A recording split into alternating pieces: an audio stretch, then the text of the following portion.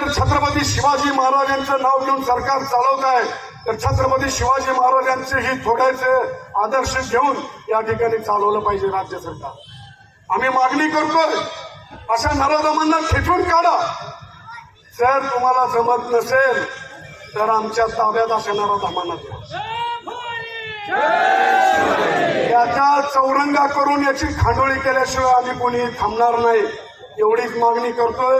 आमच्या माता भगिनींची जर आबरू या महाराष्ट्रामध्ये लुटली जात असेल तर इथून पुढे प्रशासन आपलं काम करेल, शासन आपलं काम करेल, मात्र इथून पुढे सुद्धा आपल्या संघटनेचा वेगळा माता भगिनींसाठी एक टास्क फोर्स आपल्याला निर्माण करायला लागेल आणि असे प्रकार आपल्याला खेचून काढून थांबवायला लागेल।